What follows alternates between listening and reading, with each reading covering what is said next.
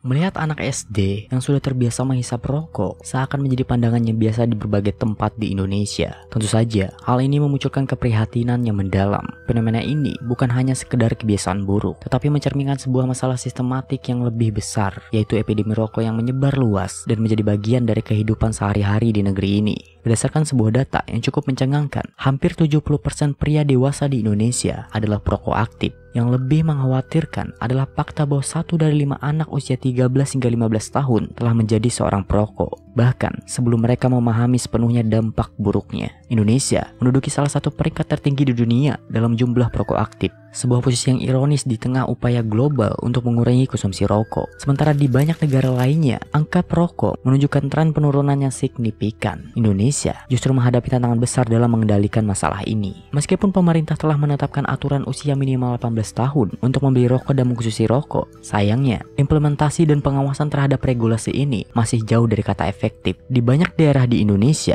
anak-anak dengan mudahnya membeli rokok di warung-warung kecil yang menjual rokok secara eceran. Dengan hanya beberapa ribu rupiah, mereka bisa mendapatkan sebatang rokok tanpa ada sebuah hambatan. Praktik ini menunjukkan bahwa akses untuk mendapatkan rokok sangat mudah di Indonesia, bahkan untuk anak-anak yang seharusnya dilindungi untuk paparan produk adiktif ini. Kelas 2 SD waktu itu, beli dari mana, Pak? Dari warung. Uangnya? Uangnya hasil uang jajan itu sisain. Harga rokok yang murah, distribusinya sangat luas, dan kurangnya penegakan hukumnya semakin memperburuk masalah ini. Budaya rokok yang begitu mengakar kuat di masyarakat Indonesia tidak hanya dipengaruhi oleh faktor-faktor tersebut, tetapi juga oleh keberadaan industri tembakau yang memainkan peran dalam perekonomian nasional. Industri ini tidak hanya menjadi salah satu penyumbang terbesar dalam hal pendapatan negara, tetapi juga memberikan lapangan pekerjaan bagi jutaan orang, mulai dari petani tembakau, buruh pabrik, hingga pedagang kecil lainnya. Ketergantungan ekonomi terhadap sektor ini membuat upaya untuk melawan epidemi rokok menjadi tantangan yang sangat berat. Nah, dalam video kali ini, kita akan membahas lebih dalam nih tentang mengapa industri rokok di Indonesia yang sudah begitu mengakar dan menjadi bagian penting dari ekonomi serta budaya masyarakat. Apa saja faktor yang membuat industri ini bertahan begitu kuat? Dan apakah ada peluang bagi Indonesia untuk keluar dari bayang-bayang industri tembakau? Yuk, langsung aja.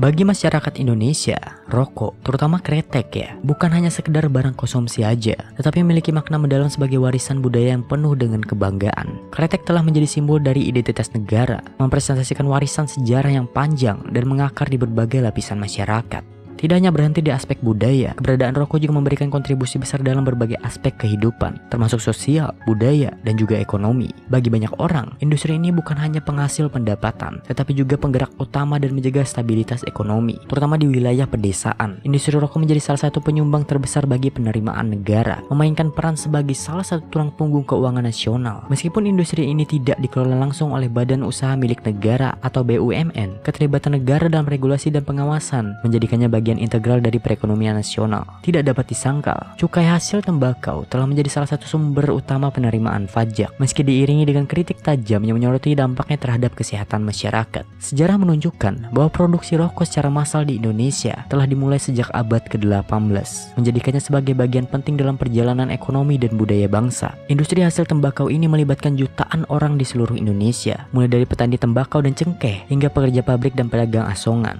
Data terbaru menunjukkan bahwa sekitar 6,1 juta orang di Indonesia menggantungkan hidup mereka pada sektor ini, termasuk 1,8 juta petani yang secara langsung terlibat dalam pengelolaan bahan baku utama. Dengan kontribusi sebesar ini, sektor rokok menjadi salah satu penggerak ekonomi, terutama di wilayah-wilayah pedesaan yang sulit dijangkau oleh sektor lain. Karena perannya sangat besar dalam menyerap tenaga kerja, pemerintah menyadari bahwa sektor ini memiliki dampak langsung terhadap stabilitas ekonomi dan kesejahteraan nasional.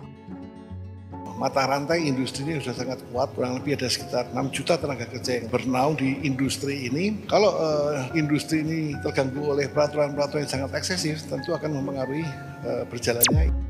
Tekanan dari kampanye global untuk pengendalian tembakau menghadirkan tantangan besar bagi keberlanjutan sektor ini. Jika regulasi pengendalian dilakukan secara ekstrim tanpa mempertimbangkan dampak sosialnya, jutaan petani, pekerja, dan pelaku usaha kecil akan kehilangan mata pencaharian mereka. Selain kontribusinya terhadap ekonomi, perusahaan rokok terbesar di Indonesia seperti Sempurna dan Djarum juga berperan dalam berbagai aktivitas sosial. Sempurna, yang kini dimiliki oleh Philip Morris International, sering mendukung program-program pendidikan dan bantuan kemanusiaan. Di sisi lain, Djarum dikenal karena kontribusinya di bidang olahraga, terutama bulu tangkis, dengan mendirikan akademi pelatihan dan mendukung berbagai kompetisi nasional yang melahirkan atlet-atlet berprestasi Indonesia. Namun, di balik segala kontribusi ini, ada kenyataan yang memprihatinkan. Indonesia saat ini menjadi salah satu negara dengan jumlah perokok tertinggi di dunia. Dengan sekitar 90 juta perokok aktif, industri ini memproduksi sekitar 315 miliar batang rokok dengan tingkat pertumbuhan mencapai 10% per tahunnya. Munculnya produk alternatif seperti vape dan pod menambah tantangan baru. Produk-produk ini seringkali dipasarkan kepada generasi muda dengan pendekatan modern yang menciptakan kesan sebagai bagian dari gaya hidup yang canggih. Meskipun efek jangka panjangnya terhadap kesehatan masih menjadi perdebatan kita semua. Situasi ini menimbulkan dilema besar. Di satu sisi, sektor rokok adalah penyokong ekonomi yang sulit tergantikan, dan di sisi lain,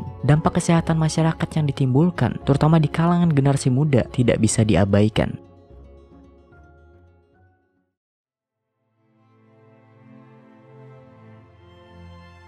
Industri rokok di Indonesia adalah cerminan dari sebuah dilema yang kompleks. Di satu sisi, sektor ini telah menjadi bagian penting dari perekonomian nasional, memberikan kontribusi besar melalui cukai yang menjadi salah satu tulang punggung penerimaan negara. Selain itu, industri rokok juga menciptakan lapangan kerja bagi jutaan orang, mulai dari petani tembakau dan cengkeh, pekerja pabrik, hingga pedagang kecil lainnya. Bahkan, perusahaan besar seperti Sempurna dan Djarum memainkan peran penting dalam mendukung kegiatan sosial, pendidikan, dan juga olahraga yang memperkuat kontribusi sektor ini terhadap masyarakat secara luas. Dengan akar sejarah yang mendalam, rokok, terutama kretek, tidak hanya menjadi simbol budaya, tetapi juga identitas bangsa yang sulit untuk dihilangkan. Namun di sisi lain, dampak negatif industri rokok terhadap kesehatan masyarakat menimbulkan keprihatinan yang tidak dapat diabaikan. Fenomena anak-anak yang mulai merokok sejak usia dini adalah gambaran nyata dari lemahnya pengawasan terhadap regulasi dan kurangnya kesadaran akan bahaya rokok. Kondisi ini menempatkan Indonesia pada situasi yang dilematis. Di satu sisi, ketergantungan ekonomi pada sektor rokok membuat upaya untuk mengurangi konsumsi menjadi sangat sulit. Sektor ini menyumbang pendapatan negara yang besar dan menyediakan mata pencaharian bagi jutaan orang, sehingga langkah untuk mengurangi atau bahkan melarang konsumsi rokok berisiko mempengaruhi stabilitas ekonomi dan sosial, terutama di daerah pedesaan yang bergantung pada sektor ini. Di sisi lain, dampak kesehatan yang ditimbulkan oleh konsumsi rokok, khususnya di kalangan generasi muda, menciptakan beban besar bagi sistem kesehatan dan masa depan bangsa. Terima kasih.